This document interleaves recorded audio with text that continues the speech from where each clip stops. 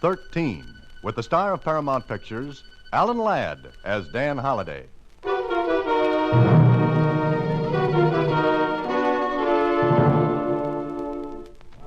Box 13, care of Star Times. 2 days ago, I saw your ad in the Star Times. I want you to do something for me. Find someone who I know is in this city.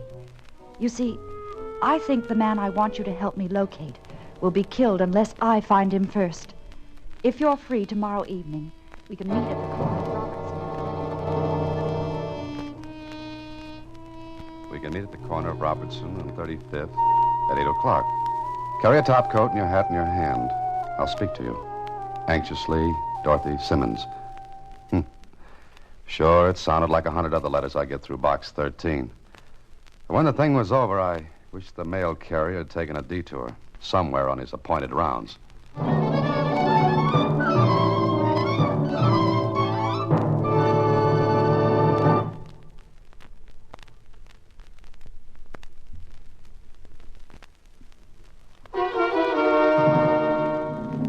And now, back to Box 13 and Dan Holliday's newest adventure, 113.5. Susie. Susie. Hey, Susie. Huh? Oh, hello. Hello. Susie, I've been here for an hour. My name is Holliday. Oh, I'm sorry, Mr. Holliday. I guess I was wool gathering. Yes, I guess you were. Why are you staring so hard at that letter?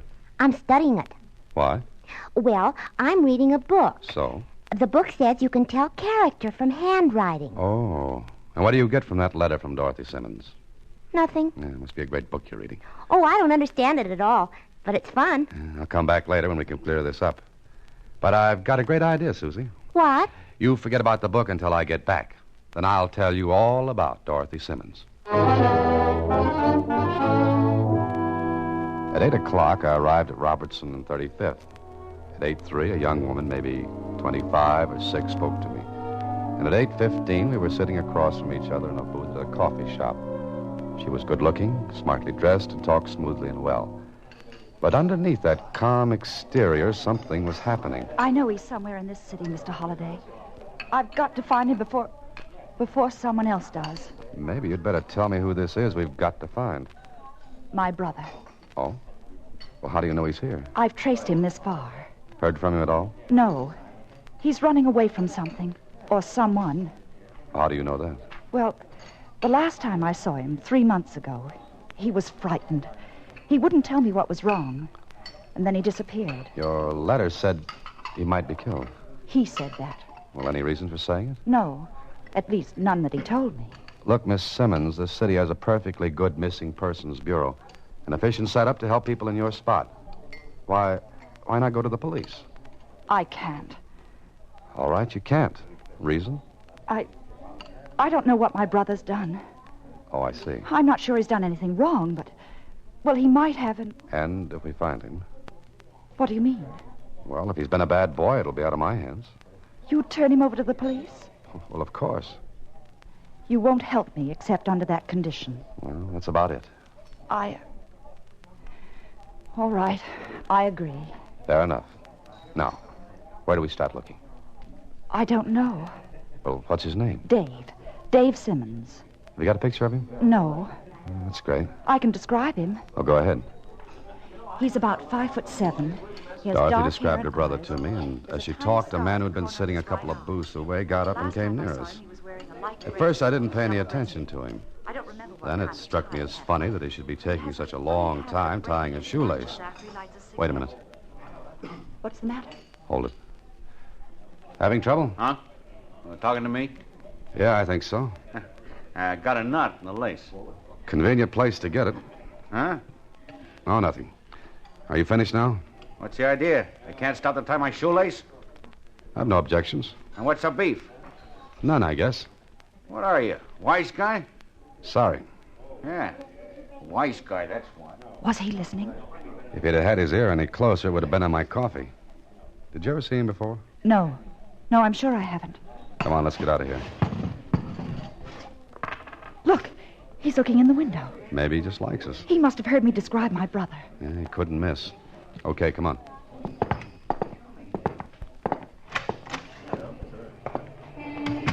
He's gone. Uh-huh. You sure you've never seen him before? Oh, I'm positive. Must have been following you. Following me? Couldn't have been me because there was no reason for him to tail me. But why should he be after me? I don't know. Yet. Where are you staying? Oh, the Wilmington Hotel. Mm-hmm. Okay. Cab! Hey, cab! What are you going to do? Put you in a cab and see that you're not followed. Oh, but what about you? Mr. Shoelace doesn't know it, but he gave us a lead. All right, get in. When will I hear from you? I'll get in touch. Oh, no. I'll get in touch with you. But why shouldn't I call you? Please don't. Just let me call you tomorrow. Okay. Here's my card. Thank you. It's all right. Wilmington Hotel, driver. I waited for a cab to follow the one Dorothy had taken. None did. Mr. Shoelace had dropped out of sight, at least until the next day. It was about 11 in the morning at my apartment when... Come in. Well, hello. Hello. I see you're wearing knotless shoelaces this morning. Yeah. Mind if I sit down? No, go right ahead. Thanks. I'll admit this is pleasant, but it can lose its charm. This visit, I mean. Maybe you'd like me to get right to the point, Holiday. There's merit in that suggestion. Uh-huh. You wonder how I found you? No, you tailed me last night. Uh-huh. Good job, I didn't see you. No, nobody does unless I want them to. Oh? Now, about the point you mentioned. Is it still lying around? Holiday, I'll go 50-50 with you. Oh, that's generous of you. 50-50 on what? 20 grand. Now, look, we both beat our brains out if we work alone. If we work together, we got a better chance. That sounds reasonable. But if I knew what you were talking about, we could make more sense. She didn't tell you? Tell me what? What are you trying to do, play coy with me? No, not at all. What should Dorothy Simmons have told me? Who? Dorothy Simmons. What a funny man I am. Yeah, ain't you? What's the big laugh? She said that was her name. That's right. Suppose I told you she was lying. All right. Suppose you tell me. No, I think you're on the level with this. All right, let's stop the funny business. Nothing doing, Holiday. What you don't know won't hurt you. And what about something I do know? In that case, look me up here. Here's my card.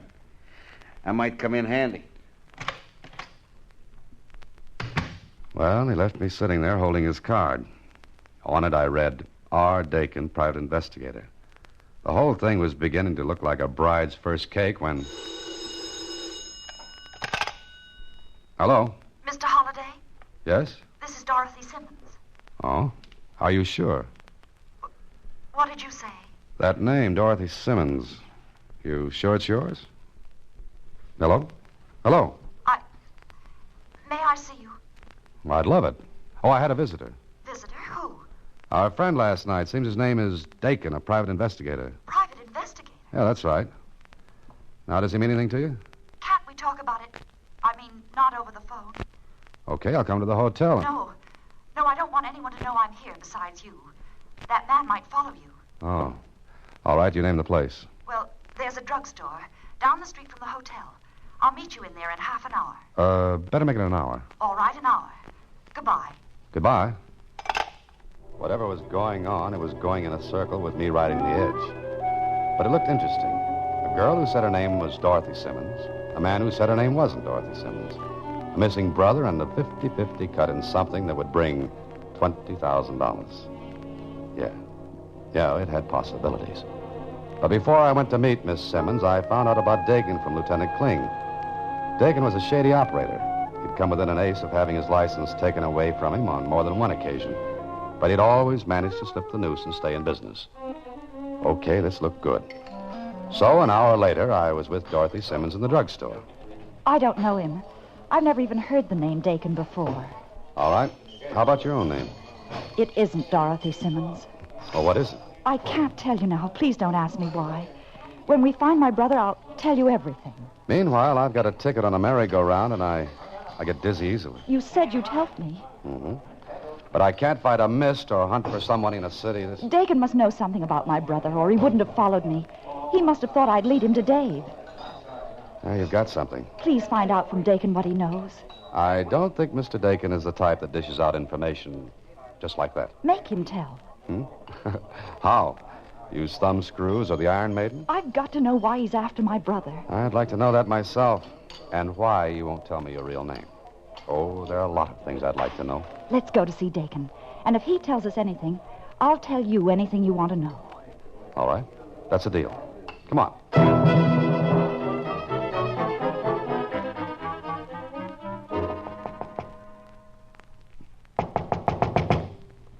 Looks like Mr. Dakin's not receiving. Try the door. It's open. Mr. Dakin isn't very private, is he? Dakin? Dakin? Why are the shades drawn? Mr. Dakin likes it dark, I guess.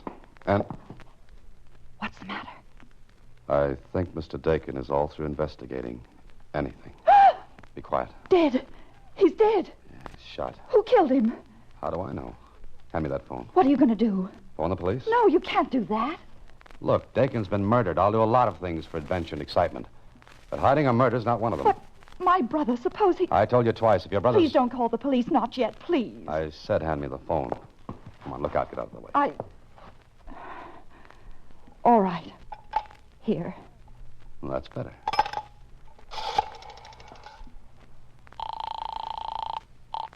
Operator. Operator, get me the police. I want to report. Operator, never mind. The call was a mistake.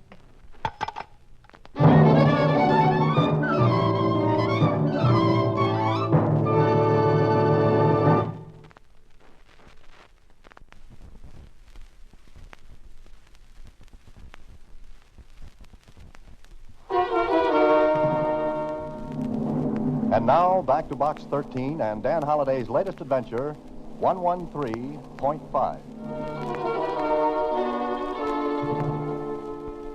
Whatever Dorothy Simmons used to hit me, it was a lot harder than my head, and something had to give way. So I did. When I opened my eyes, Lieutenant Kling was bending over me. Well, it's nice to know you're still with us. Yes, I wake up to the strangest things. Uh-huh. Hey, why are you here? The operator reported a call from here.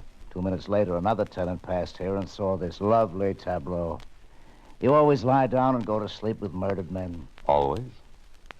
Ooh, what did she hit me with? This great, big, nice, heavy paperweight. And who's she? Dorothy Simmons. I still ask, who's she? Well, I told Kling the whole story, beginning to end. And when I'd finished, I realized how silly it sounded. He looked at me and... Your name should be Alice. This is no Wonderland, and... Did your boys turn this place upside down? No. Sergeant. Yes, sir. Check on Dorothy Simmons at the Wilmington Hotel. You heard her description. Now, Holiday. She hit you and ransacked this room, looking for something. What? You know as much as I do. That gives me a whole lot to go on. As much as I had. Oh. Brilliant. Brilliant observation. Yeah, and you're in a good spot to notice it, I don't think. Look, why don't you go to Tibet? Can I go now? Home? Tibet? Yeah, get. Thanks. And when you find out about Dorothy Simmons, give me a ring, will you? Yeah, sure. Now beat it. I left the room and walked downstairs into the street. My head was still buzzing like a party line in a crowded neighborhood. But it was clear enough to let me see a big limousine that was parked just across and down the street from Dakin's office building. It hadn't been standing there when Dorothy and I went in to see Dakin. Besides, a face looked out at me from the rear window. Then the face vanished, the car drove away. Well, this was getting better. A limousine, complete with chauffeur. I caught the license number, jotted it down in my head in between a couple of aches, and went back home. Later at my office, I had Susie check on that license number. I've got it for you, Mr. Holliday. The car belongs to Mr. Josiah Kettering. Huh? Are you sure? Sure. Why? Oh, I don't get it. Kettering's one of the richest men in the state, a recluse. Now, what connection does he have with Dorothy Simmons? Dakin and... Hello? Susie, is Dan there? Oh, sure. It's Lieutenant Kling, Mr. Holliday. Yeah, hello? Your head still on? Barely. Why? Then get this through it. There's no Miss Dorothy Simmons registered at the Wilmington. Well, I told you that might not be her real name. Look, I'm not finished. Nobody of that description is registered there. And before you ask me if I checked all the way through, the answer is yes. Your dream girl simply doesn't live there anymore. Or ever. Holiday, are you there? I'm not much of any place right now. Better stay where we can put a finger on you. Mind if I go out on an errand meanwhile? Where? Have one of your boys follow me. Maybe I'll need a little company. So long. Hey, there's no... I can go on an errand for you, Mr. Holliday. Oh, not this one, Susie. I'm going to see what Mr. Josiah Kettering has to offer.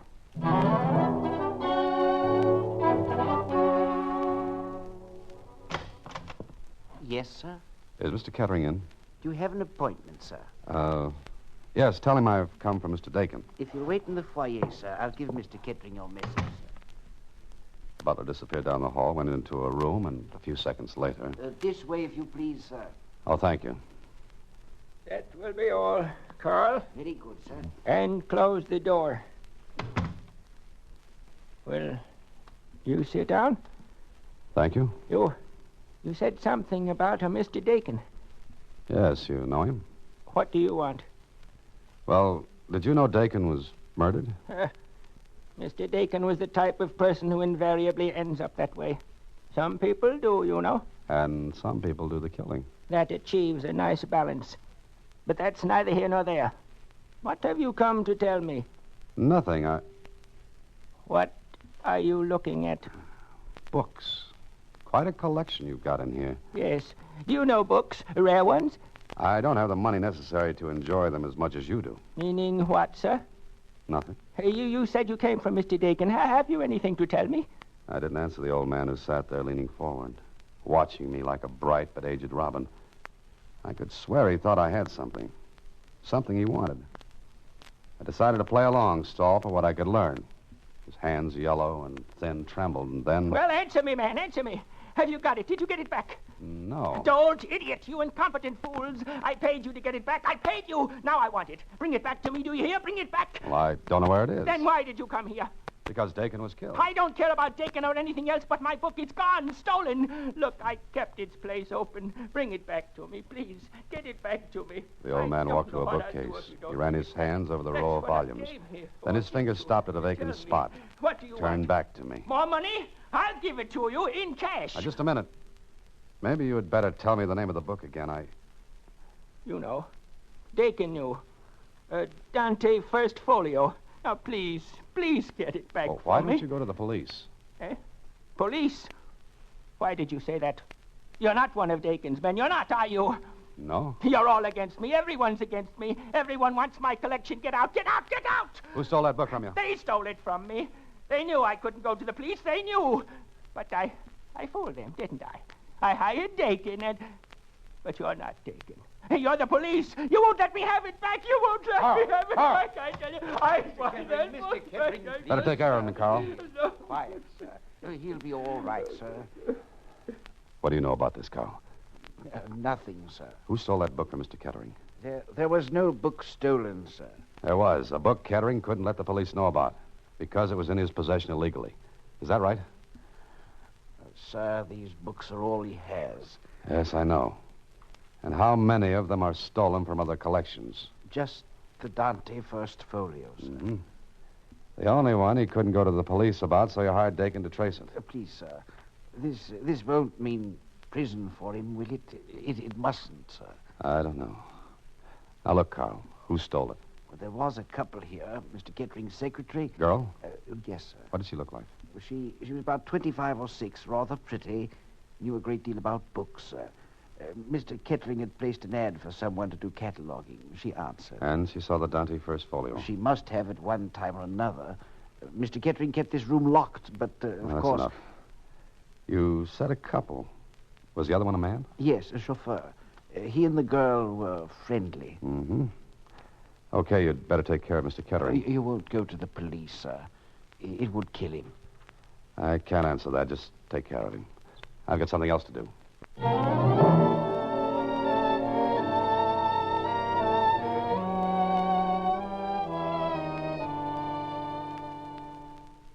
Clang, it adds up.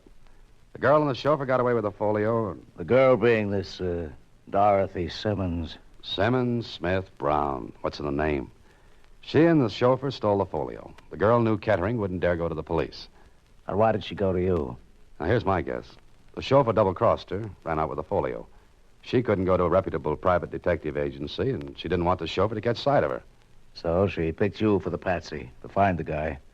The guy she said was her brother. And it's got to be it. Okay, I'll buy it. But what about Dakin? Either she or the chauffeur killed Dakin. The chauffeur because Dakin was on to him, or the girl because she didn't want to be trailed. That makes sense. And Dakin was going to cross up the whole thing. Grab the folio for himself because he knew nobody could go to the police. A nice merry-go-round with a double cross for a brass ring. And no free rides. Okay, that's the setup. But where does it leave us? Find the girl or the chauffeur. Okay. But something tells me that's going to be tough. And it was. For 5 days, the police dragged the city. It was dead end until Kling came to my office and... The man answering the chauffeur's description was picked up about 200 miles from here in a cheap rooming house. He made a run for it, used his gun. And? He was killed. And the folio? He didn't have it, and he didn't sell it either. Well, how do you figure that? If he had, we'd have heard about it. And even if we hadn't, the guy wouldn't have been holed up in a joint like that. He'd have had dough. Yeah, so where's the folio? The girl? Uh-uh. The chauffeur must have hidden it. You got any ideas? No. What was found on him? Just this. Slip of paper. What's this? You can read. It says 113.5. 113.5. This all there was on him? That's all. What's it mean? Your guess is as good as mine. Kling, some place in this city is a folio worth $20,000. 2 men have been killed because of it. Yeah. All we've got is 113.5. Just those numbers. Code? That could be. It's beyond me. Mm-hmm. Anyway... Oh, hello, Mr. Holliday. Hello, Lieutenant Kling. Hi, Susie. Oh? Gee, you're both looking sad. Uh-huh. Mr. Holliday, remember what I told you I was reading about handwriting? Please, Susie, Well... not now, please. Oh. What's that note? 113.5. Huh? 1. Susie, What's the matter? what have you got there? Books on handwriting. Kling, look at those books. Look at them. Huh? What's eating you? What about him? Look at them. Just look at them. Kling, I know where that folio is.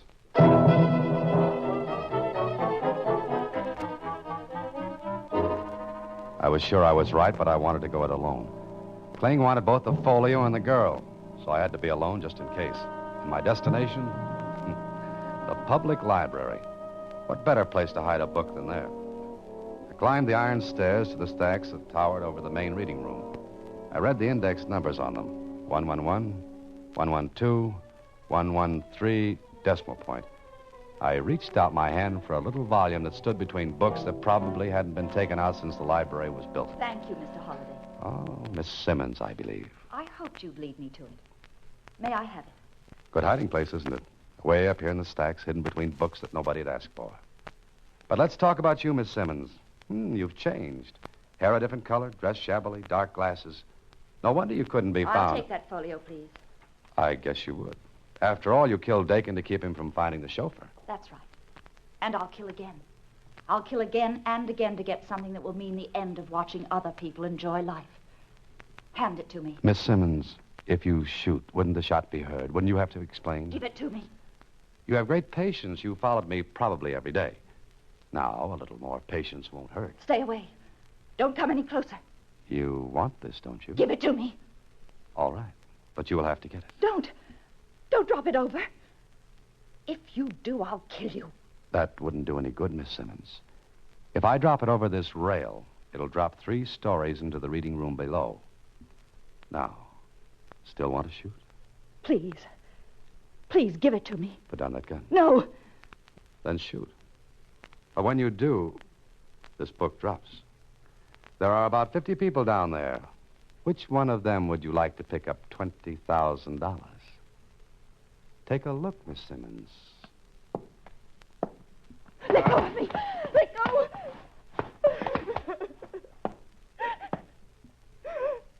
Come on, Miss Simmons. And you'd better walk ahead of me. Somehow I wouldn't want you at my back on those steep, narrow stairs.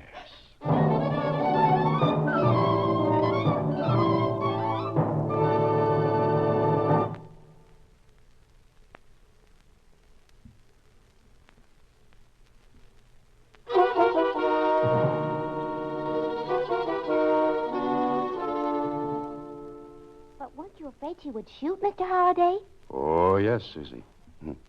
But she knew if she did, I'd drop the book. And that gave me time to grab her. Gee. And to think you discovered where the folio was because I brought library books here to the office. Mm-hmm. See what reading will do for you, Susie? Uh-huh. But I've given up those books on handwriting, Mr. Holliday. Oh? Why? Because I analyzed one sample of handwriting, and it said the person was loyal, kind, unselfish, generous. And who is this paragon of virtue? Miss Simmons. Oh, good night, Susie. Next week, same time, through the courtesy of Paramount Pictures, Alan Ladd stars as Dan Holliday in Box 13. Box 13 is directed by Richard Sandville. This week's original story was written by Arthur Bowie. Original music is composed and conducted by Rudy Schrager. The part of Susie is played by Sylvia Picker, and that of Lieutenant Kling by Edmund MacDonald. Vern Karstensen is in charge of production. Box 13 is a Mayfair production from Hollywood. Watch for Alan Ladd in his latest Paramount Picture.